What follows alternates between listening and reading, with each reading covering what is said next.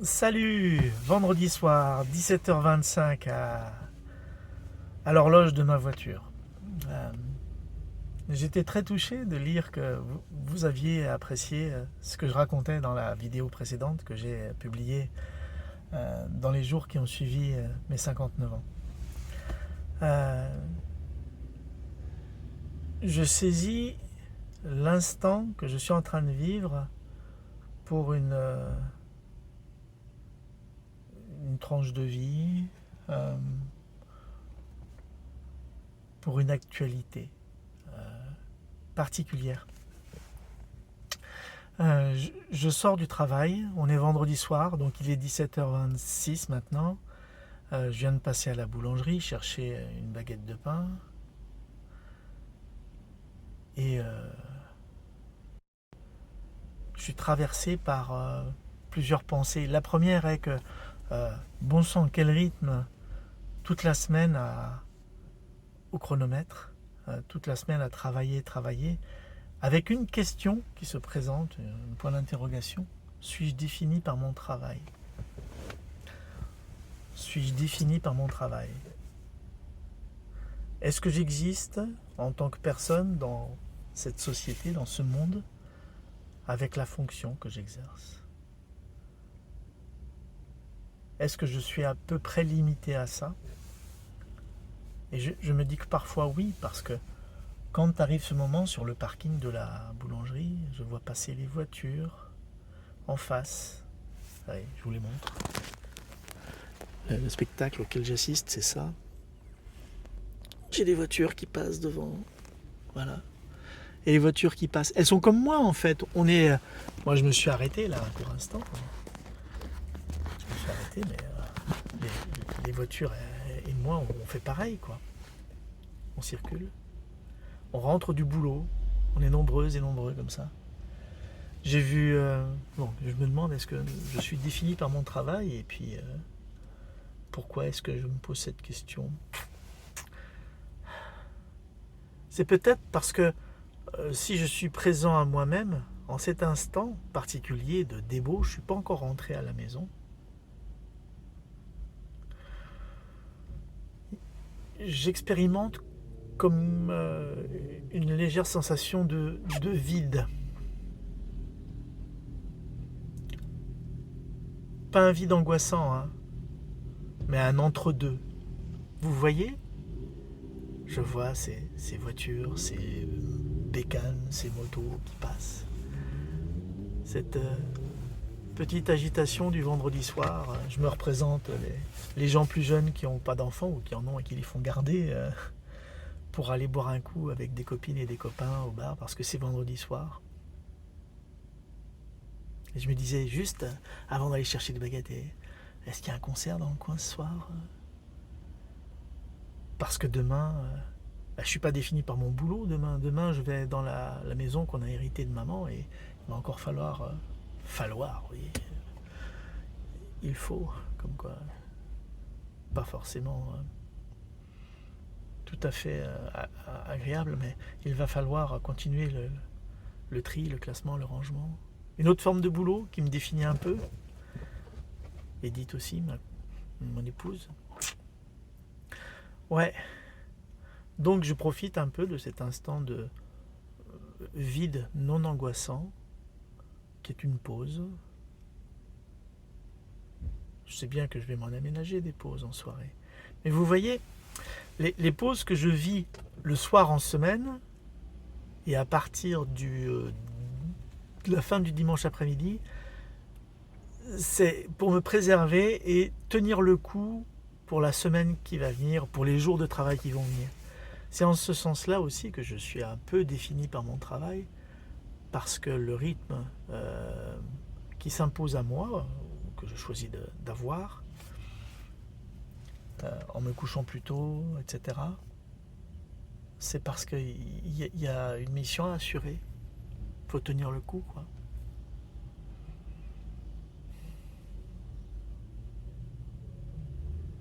Donc, réflexion en direct que je partage peut-être avec des centaines de personnes, des milliers de personnes, j'imagine, peut-être des millions. Et j'ai de la considération pour tous les gens qui travaillent, qui font leur possible pour gagner leur vie à leur endroit, pour elles-mêmes, ces personnes-là, et puis pour leur environnement, leur entourage. Et je suis en train d'écouter une émission qui s'appelle Méta de choc. J'en ai déjà parlé dans la vidéo précédente, et là j'ai entendu quelque chose autour de la manipulation par le développement personnel au travail. Bon, je cite ça parce que si vous voulez retrouver l'émission sur YouTube, c'est le nom qu'elle porte. Mais j'ai entendu une réflexion de la part des personnes qui interviennent et avec laquelle je suis assez d'accord. Le néolibéralisme a pu entraîner une idéologie qui pourrait laisser croire aux gens qu'ils doivent s'épanouir au travail et surtout qu'ils doivent faire du développement personnel, devenir une meilleure version d'eux-mêmes, et que parfois, si le travail ne fonctionne pas bien, ça peut être parce que les gens ne font pas ce qu'il faut. Je conviens que nous avons une responsabilité dans le bon fonctionnement des organisations et des entreprises dans lesquelles je travaille. Et en même temps, n'oublions pas une chose, c'est que il y avait cette réflexion qui était, il y a des entreprises qui vont jusqu'à payer des psychologues pour les professionnels. Dans mon métier, j'ai ça.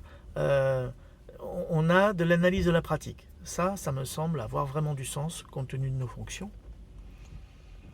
Et il y a des entreprises qui, sous prétexte de productivité, voudraient que les gens aillent bien et leur payent des psychologues. Et il y a quelqu'un qui posait la question dans cette... C'était une conférence qui avait lieu avec plusieurs intervenants, dont la personne qui s'occupe du podcast Méta de choc. Et quelqu'un posait cette question autour des psychologues au travail, payés par l'entreprise, des psychologues extérieurs.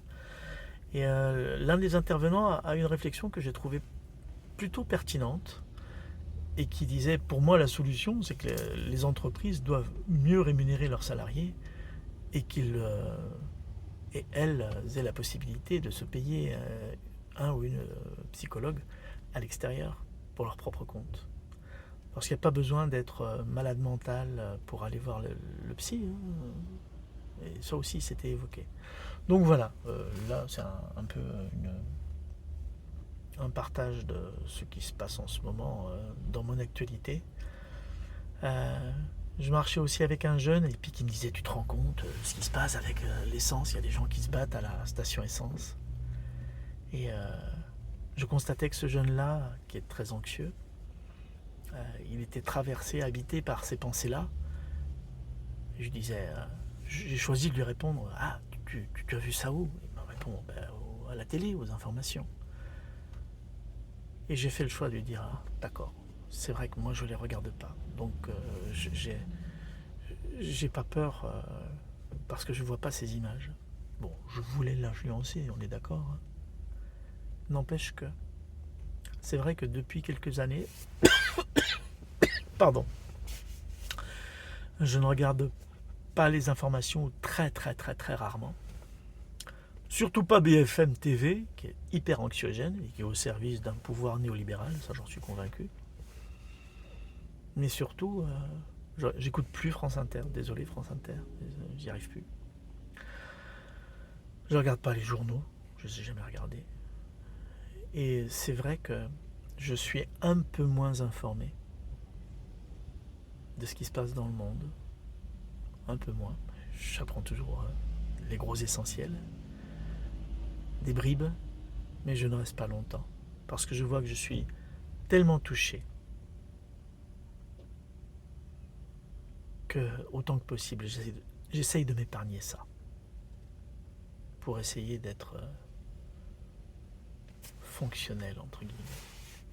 Enfin, une autre chose que j'ai entendue dans cette émission et que je trouve vraiment aussi intéressant dans ce podcast-là de Méta de choc, manipulation au travail, c'était un des intervenants qui dit qu'il y avait comme une injonction de pouvoir être une meilleure version de soi-même et dans la pensée New Age, dont j'ai été très porteur pendant plusieurs années. Pardon à tous les gens que j'ai pu saouler avec ça, c'est le cas. je pense. Bon. Dans la pensée New Age, il y a il faut que l'erreur soit des occasions d'apprendre. Faire des erreurs, ça sert à apprendre. Et j'ai été interpellé, ça m'a secoué le cerveau. Le gars, il a dit il semble possible de dire j'ai fait une erreur et ça va. Et quelqu'un qui se pointe, oui, tu as fait une erreur et la prochaine fois tu la feras pas. Et il dit non, j'ai fait une erreur et ça va. Je suis ok d'avoir fait cette erreur et j'ai pas envie d'utiliser du temps et de l'énergie à me dire la prochaine fois. Je fais une erreur et ça va. Eh bien ça, c'est relativement nouveau. Et peut-être que pour vous ça l'est pas, mais pour moi ça l'est. Donc voilà. Je vais voir comment ça se passe pour moi avec ça. Ça rejoint une pensée que j'avais depuis quelques années, mais qui revient vraiment en force là. Je prends autant que possible les moyens pour me foutre la paix. Comme ça, je peux peut-être foutre la paix aux autres. Voilà. Donc, est-ce que je suis défini par mon travail? Les voitures continuent de défiler devant moi. Wow, c'est impressionnant. Vous voyez les voitures qui passent devant là? On voit ça? Je ne sais pas si on voit bien. Mais bon. En tout cas, moi, je suis impressionné par le flux des voitures, puisque je ne m'arrête pas d'habitude. Je rentre à la maison et puis c'est tout. Donc c'était bien de faire une pause de cet ordre-là, dans cet entre-deux. Oui, je suis un peu défini par mon travail. Oui, je peux faire des erreurs et ça va. Et j'ai pas besoin d'être une meilleure version de moi-même parce que c'est sans fin. Ça veut pas dire que je cherche pas à m'améliorer quand je fais des bêtises et que je peux porter atteinte à l'intégrité des autres ou à moi-même. Ça veut dire que quand même il y a un moment où je peux me foutre la paix et arrêter de vouloir être mieux, entre guillemets, c'est quoi mieux d'ailleurs, que ce que je suis. Et on arrête. J'ai beaucoup entendu parler, ou j'ai moi-même été porteur de s'accepter comme on est, et faire une erreur, et oui, j'ai fait une erreur. Je parle pas forcément du travail, même au travail, quoi.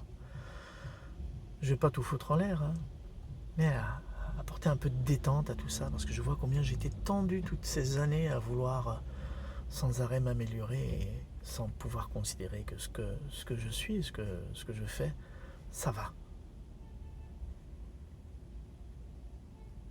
Je sens bien à quel point c'est assez inconfortable quand même de pouvoir envisager les choses sous cet angle-là.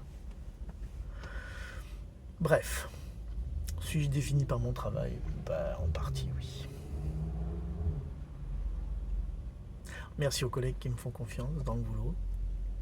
Appartenir à une équipe et avoir la confiance des gens, c'est quand même bien agréable. Bon, j'espère que c'est un peu la même chose dans la famille et les amis. C'est pas facile la vie, hein, avec tout ce qu'il y a à penser parfois, à assumer. Je comprends qu'il y en ait qui lâchent la rampe. Donc je suis bien content d'avoir les ressources, de ne pas être complètement à la ramasse. Et si je fais des erreurs, ça va. Bonjour à la nouveauté. Merci pour votre attention. Je ne sais absolument pas quelles sont les conséquences pour vous d'entendre ce que je raconte. Mais je choisis encore une fois de partager. Je vous souhaite un bon week-end. Merci pour votre attention. Au revoir.